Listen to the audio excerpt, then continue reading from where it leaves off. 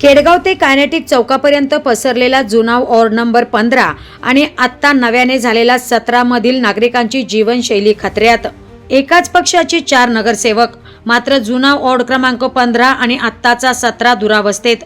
महापालिकेच्या हद्दीत असलेला केडगाव मधील काही भाग आणि थेट कायनेटिक चौक पर्यंत पसरलेला जुना प्रभाग क्रमांक 15 आणि नव्याने बदललेला 17 मधील नगर शहराचे प्रवेशद्वार असलेल्या कायनेटिक चौक परिसरातील नागरिकांना मोठ्या समस्यांचा सामना करावा लागतोय।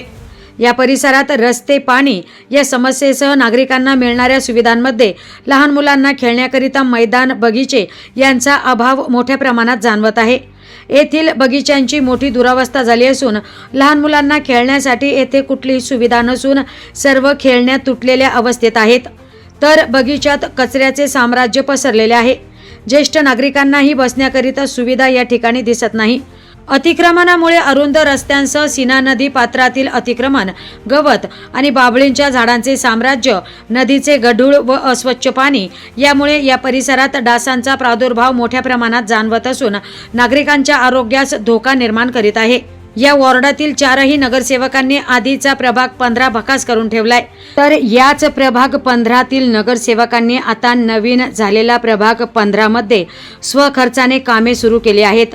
मात्र आधीच्या प्रभाग 15च्या सर्वांगीण प्रगतीकडे पाठ फिरवल्याने नव्याने झालेला प्रभाग 17 खतऱ्यात असल्याचं चित्र पाहायला मिळतंय। नमस्कार, मी सिद्धांत राजेंद्र झेंडे, प्रभाग क्रमांक 17चा रहिवासी।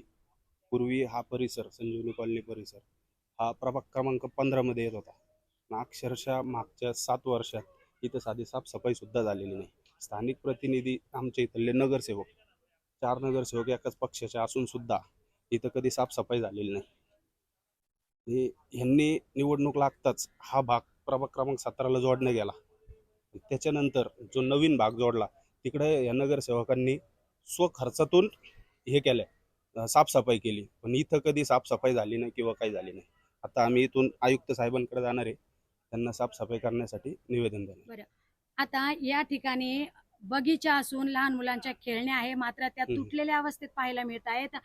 मोठ्या प्रमाणात वृक्षारोपणाचं आवाहन केलं जाते, मात्र इथे तसं काही पाहायला मिळत नाहीये। वृक्षारोपणाचं आवाहन तर केलं, पण इथं वृक्षारोपण ते झाडं नुसतं लावून ठेवले। इथं कधी कोणी पाणी घालायला कोणते कर्मचारी आलेले नाहीत, त्याची निगा राखलेली नाही। इथं सगळे गवतच वाढलेले आहेत। लहान मुलांच्या खेळायला जे बसवले होते घसरगुंड्या, ते तुम्ही बघू शकता, ते सगळे तुटलेले आहेत। अशात आता इथं गवत वाढलेले आहेत, लहान मुलं खेळते तिथं, तसं त्यांचं कसं करायचं? मग उद्या जर काय झालं तर याची जबाबदारी कोण घेणार? लहान मुलांना जर काही झालं तर याची जबाबदारी इथले जुने नगरसेवक घेणार का? असा प्रश्न आहे माझा।